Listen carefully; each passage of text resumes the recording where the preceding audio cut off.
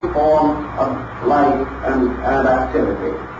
Therefore, the laws governing this must be available to the individual who will search for them.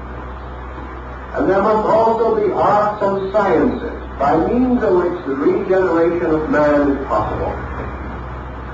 Alchemy then said, any one of the 7 arts and sciences must also possess the key to all.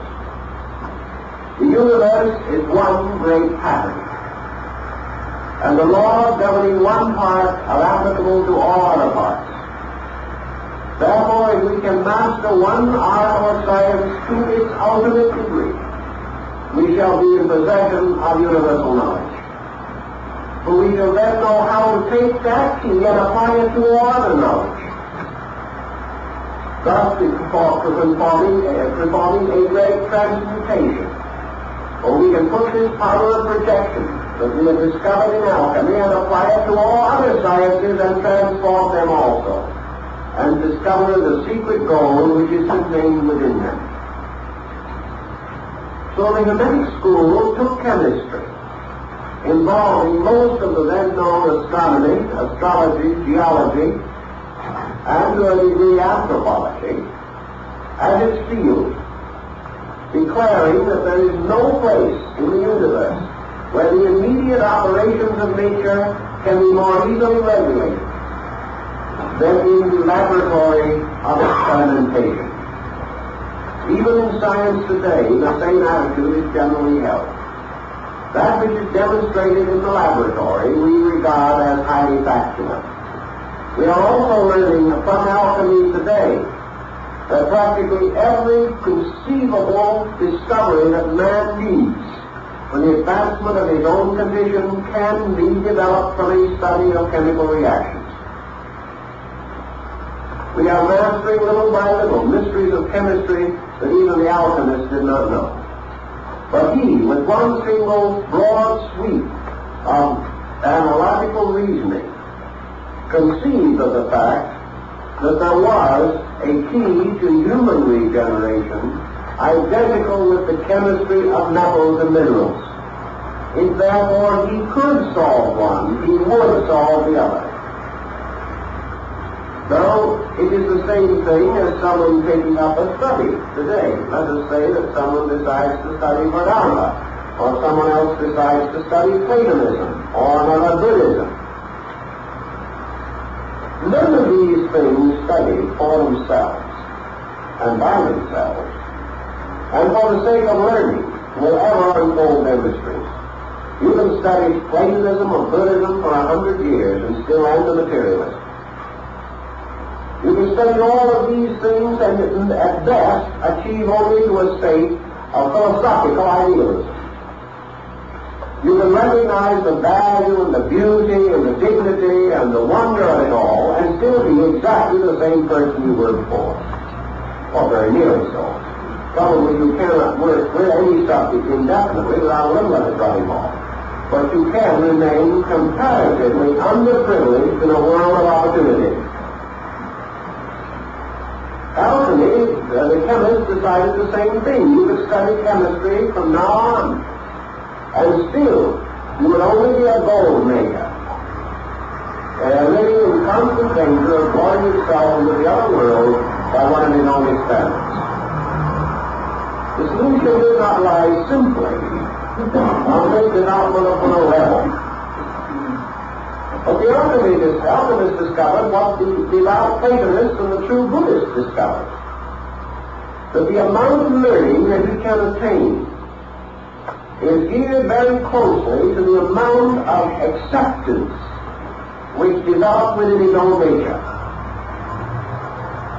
If, in his studies, he is receptive, if he is relaxed, if he makes quiet but natural use of the full endowment of his consciousness and mind, he gradually develops the ability to apperceive certain overtones. It gradually dawns upon him that the outer forms of things are but shells and shadows, and that each one of these processes locks within it to be discovered by meditation upon the process, not by acceptance of the process alone. This is what Salomon Trismosan told us long ago in the study of alchemy, that by the contemplation of the laws governing chemical experimentation, man suddenly feels within himself the stirring of a creating power. He begins to feel chemistry. He begins to experience the moods of chemistry. And little by little, the bottles and the laboratories and the retorts sort of fade away. And the individual finds himself a magician in a living universe of elements and powers. By degrees, he gains an internal, intuitive insight into the truths behind the facts. And it is only when the truth is released from the fact that it becomes dynamic. The fact is chemistry. The truth is alchemy. Because the truth must be alive. It is a living spiritual law. A living experience discovery of something that actually happens. That something that which happens to the individual himself. I have coached and guided a number of operating alchemists in the course of years, trying to show them and help them in their own search for the various elements and metals of the stone.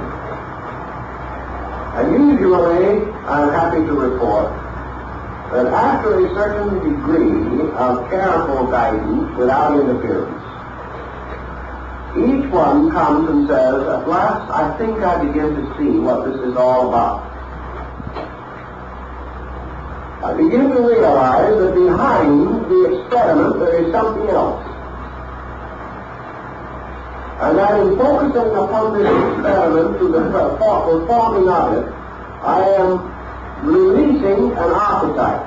I am releasing out of myself a patterned conviction. And as one said to me, if I ever succeed in the experiment of the transmutation of base metals, it is because I have released the true formula from within myself. That these formulas on paper are only catalysts, agents to direct attention, just like a written book on philosophy does not make a philosophic life, but may cause the individual to become concerned with this matter, and to begin the release of his own soul symbolism through his own nature. Now this soul symbolism will carry the alchemist part way, because as he becomes more and more sensitive and more proficient, he is releasing from himself, in chemical terms, the complete story of his own growth. He is telling us in the terms of metals and elements and bottles where he came from and how he got as far as he has. He is telling the story of his own growth, or rather the growth of his own soul from the germ within himself, from his own seed to its own final point of attainment. But in every instance, there comes a time when the alchemist catches up with his own soul symbolism. Remember, he has not made the soul. That is, he has not perfected the soul within himself. Therefore, he cannot complete his own formula. In some cases, the alchemist catches up to the degree of his own psychic revelation through alchemy in a year or 2 years of research. In some, it will take him 10 or 20 years to catch up, depending upon the amount of internal chemical symbolism he can release from his own psyche. Because his psyche is then only telling the story of itself under the symbolism of the art of chemistry. It chooses that vehicle because the alchemist has studied chemistry, because it has become the natural channel for the expression of his own internal. If that same artist had studied painting, then the psychic nature would come through in color, line, and composition. But it comes through chemistry to the chemist. and to the individual who has accepted the psychological challenge of chemistry as the key to universals. So the time comes when the alchemist catches up to himself and he's stuck. He cannot carry the experiment any further because he has gone no further. Then he comes to the point where recapitulation, or the old cycles of augmentation, cease, and he stands in the presence of a new work. Now we find this not only in the case of alchemy, but you find it in the case of living. You'll find it in public schools. You will find that with each school child, there will come to the point where that child has reached as far as its own soul recapitulation will permit. From that time on, the education of that child becomes increasingly difficult. And under certain racial limitations and so forth, that will, our educational advancement usually ceases. The individual can't go any further because he has gone as far as he could. More correctly, he has gone as far as he has ever gone. And that means that from there on, life becomes new growth rather than recapitulation. This is a much slower and more difficult problem. In alchemy, at this stage in the problem, the chemist becomes the hopelessly confused one who prays for assistance and guidance. And it is in these emergencies, if they are the genuine emergencies, due to the individual having actually exhausted his own potential, and therefore justly caught up to himself. Then it is that, as in the alchemical legend, alas, the artist appears, the adept self. The individual, having exhausted the content of his own psychic nature, must then begin original growth. And he does this not by continuing dependence upon the psychic nature, but by drawing upon the archetype. He has to go on into his own creativity. Therefore, alas, the artist appears, which is the adept self, a symbol of consciousness coming to the assistance of the mind. And this cannot happen until the psychic load has been exhausted, because until it is exhausted, it stands between the individual and any further growth.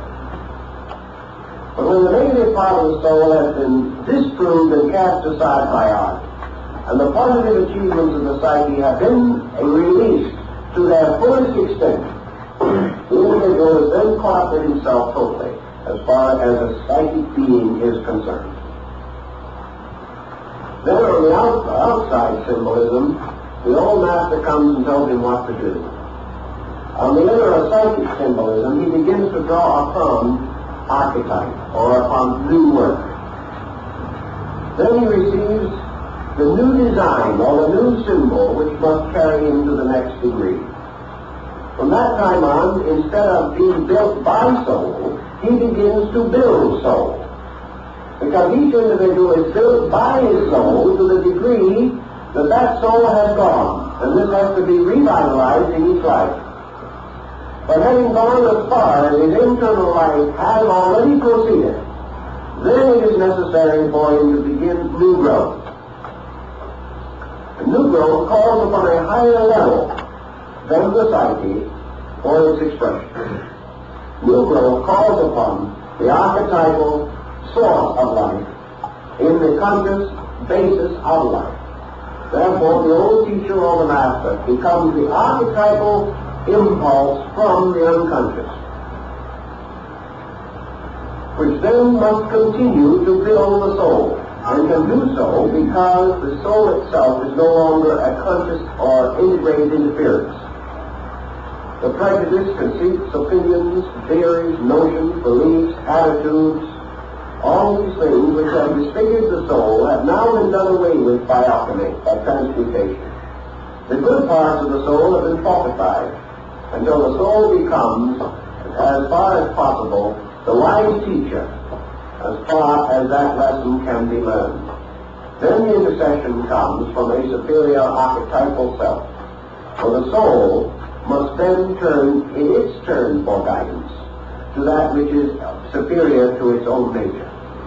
So the old teacher comes as the impression of the purpose